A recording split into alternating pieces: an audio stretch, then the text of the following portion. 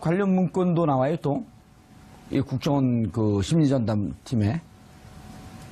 당연히 나오죠. 그러니까 그러니까 이명박 전 대통령의 모든 국정 과제. 예. 그러니까 그 중에서도 특히 이 국민으로부터 비난 여론이 좀 많은 그런 그 국정 이슈들을 집중적으로 방어를 하고 홍보를 하고 하는데 이 부대들이 활용이 된 거 아닙니까?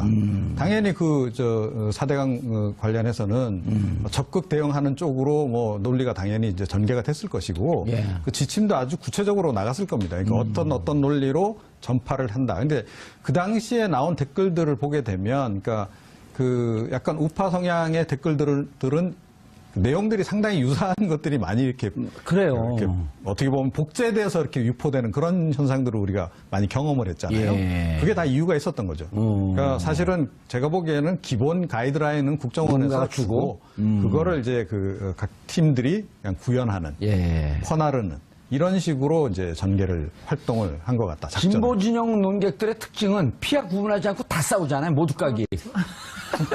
진보 진영 내부에서도 싸우고 보수 진영하고도 싸우고 또 막 싸우다 보면 자기하고 친한 친구가 나오기도 하고. 근데 정말 진짜 이 보수적 성향, 극우적 성향을 보이는 분들은 넌 좀 비슷했어. 약간 좀 독특했어요. 그런데 또 한 가지 여기 이제 좀 하시죠. 네. 제가 짧게 할게요. 예. 또 한 가지 특징이 뭐냐면 최근에 그런 류의 우파 그 댓글들이 예. 우파 성향의 댓글들이 사라졌다는 거예요, 거의. 아, 느끼시죠? 그렇네요. 확연히 좀 보기 힘들어요. 아, 요즘에. 맞아요. 멸종 위기에 처해 있어요. 네. 익스팅트. 그건 뭐냐면 이제 그 팀들이 다 와해됐기 때문에 지금 그런 거죠. 아, 결국 그렇게 해석할 그 수 있어요. 자발적인 댓글을 다는 사람들은 없나요, 좀? 우파 성향의 인물 중에 그렇게 댓글을 적극적으로 다는 분들이 많지는 않은 것 같아요. 우리 제가 사회가 멸종위기에 처하면 보호 지정하지 않습니까? 근데 걱정 안 하셔도 되는 예. 게 지금 이제 되게 저는 이제 민주당 디소위원장이다 보니까 무슨 위원장이요? 디지털 소통위원장. 아, 디소위원장? 제가 댓글을 아하. 봐야 될 의무가 있는 아하. 거예요. 근데 그 희귀종은 보호할 필요가 없습니다. 자연 발생적으로 나오면 되는 다른 거예요. 야당에서 그럼요. 나옵니다. 근데 그 자연 발생적으로 나오는 정부 여당 비판, 예. 대통령 비판이 과거보다 좀 세련됐어요. 어. 과거에는 무조건 친북 좌파 지금 보니까 딱 뭐 자티즌 이런 네, 수준인데 자티즌, 지금. 종북 발악이 말을 잘 만들었어요. 네. 예. 그런데 이게 뭐 한두 명이 이렇게 쓰고 또 더 창의적인 걸 막 하면 괜찮은데 네. 이걸 계속 보다 보면 식상해지잖아요. 그렇죠. 근데 예. 요즘은 창발적인 예. 댓글이 많이 나와서 희귀종 보호할 필요가 없어요. 그래도 유일하게 남아있는 불법 세력, 종북 세력은 또 있잖아요. 스님들, 불법. 부처님의 법을 절하고, 종북, 종치고, 북치고. 명진 스님 어제 그저께 찾아뵀더니 내가 진정한 불법 세력이고, 진정한 종북 세력이다. 최근에는 메르켈 총리가 진정한 종북이라는 얘기가 돌고 있더라고요. 아. 지난번에 인터뷰하면서 예, 김정은과 대화해야 된다. 네, 그리고 어허. 평화적인 해법, 외교적 노력으로 풀어야 된다. 자, 그런데 전 원장이 누구죠? 지금 원세훈이죠? 원세훈 전 원장이 보고하지 못했고 문서를 본 적도 없다. 이건 뭐죠? 거짓말이죠. 뭐. 아니 이 와중에도 자기가 또 왕따 됐다고 지금 자인하는 거 아니에요? 아, 그러네요. 왕따 됐다고 자인하는데 그거는 거짓말이죠. 이 사건이 출발한 게 2012년 12월 대선을 목전에 둔 시점 아니었습니까? 그렇죠, 11일. 당시에 네. 국정원 심리정보국 소속의 김모 여성 직원의 자택에 민주당 의원들하고 이제 일부 시민단체 분들이 관계자가 가서 여기서 댓글을 달고 있다라고 하는 의심이 든다고 해서 이제 거기 포위하면서 사건이 이제 불거졌는데. 아, 그 오피스텔이 자기가 살고 있는 곳이었었나요? 작업실이었겠죠. 네, 작업실이었겠죠. 작업실. 예, 그건 확실치 않은데 어쨌든 거기에 거주하고 있었던 걸로 알려졌고 나중에 이제 이분이 법적인 처벌까지 받았는데 예. 사실 이 사건은 그렇게 해서 굉장히 지리하게 오래된 사건입니다. 그 2012년 12월에 시작됐는데 아직도 원세훈 전 원장에 대한 재판이 진행되고 있고 지금 이제 해명하는 6년이 됐어요, 6년. 그렇습니다. 어허. 해명하는 게 보고받지 못했고 문서를 본 적도 없다 이렇게 말씀하셨는데 근데 이제 저는 이제 권력을 쥐는 관료 그것도 최고위직 관료는 권한을 행사하는 것만큼이나 책임에 대한 어떤 무한 책임도 동시에 부여되지 않나 하는 생각이 좀 드는데 그런 측면에서 본다 그러면 이런 해명은 사실 국정원장을 지낸 분의 입에서 나온 거라고 보긴 참 민망스럽지 않나 아니, 싶습니다. 게다가 이게 너무 이렇게 금방 거짓인 게 드러나는 게요.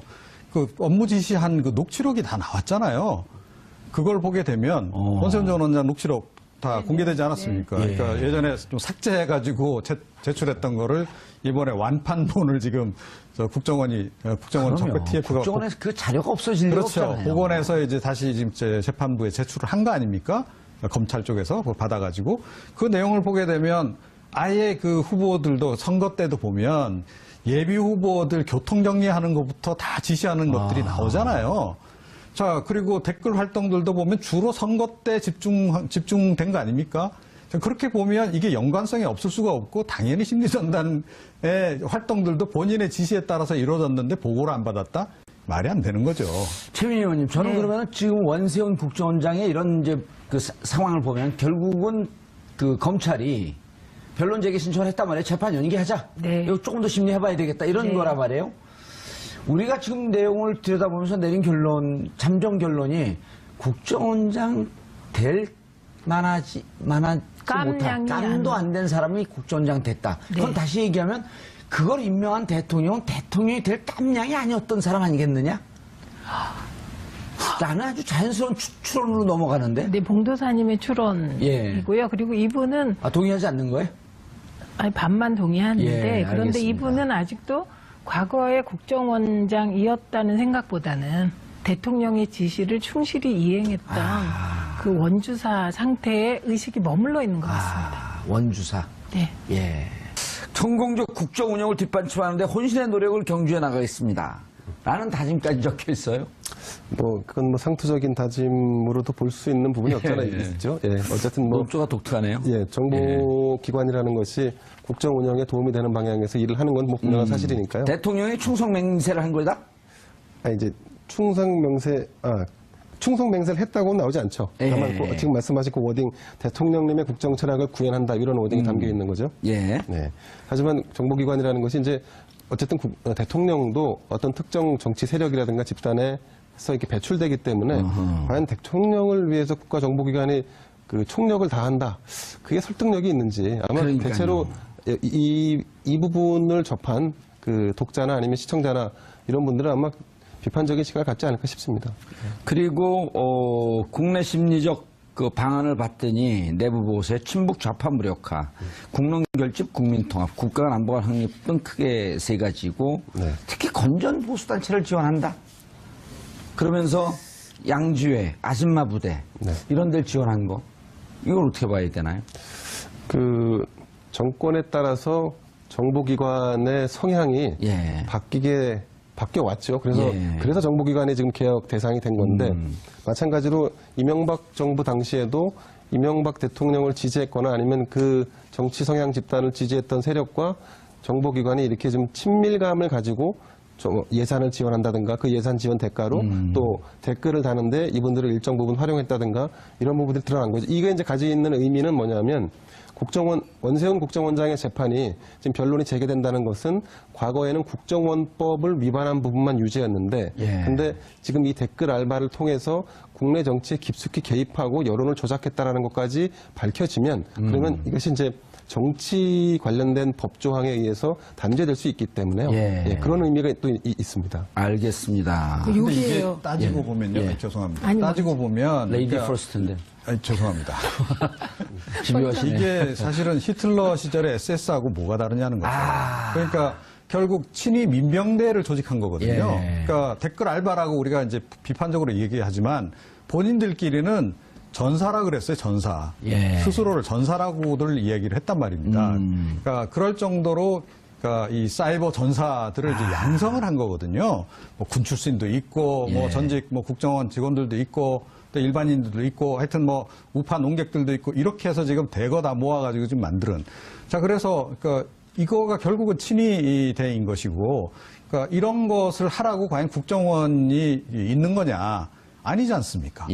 그러니까 이건 완전히 제가 보기에는 국기문란도 이런 국기문란이 없는 그런 거죠. 근데 제가 얘기하려고 했던 게 그 문건에 보면요.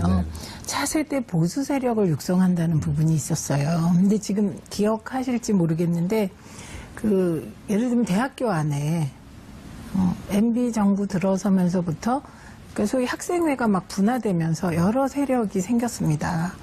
아, 예, 맞아요. 그랬습니다. 그래서 저는 이게 그 차세대 보수 세력을 육성한다는 요 대목이 과거에 그 대학생 사회에 있었던 막 대학생 사회, 그 학생회 선거가 보면 예전에는 조금 학생들은 개혁적인 성향이 강해서 그렇죠. 개혁적인 성향 내에서 이렇게 경쟁을 했는데 이게 그거를 넘어서 우파 학생회가 생기고 막 이랬거든요.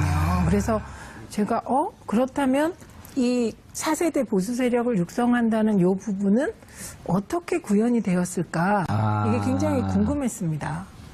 그게 국정원의 작업일 수도 있었겠다. 그런 의심이 그때도 나왔는데 예. 그때는 그게 이제 추측일 뿐이었는데 그 국정원 문건에 바로 이렇게 그런 차세대 보수 세력을 육성한다고 나오니까 예, 연관이 되지 연관이 않을까.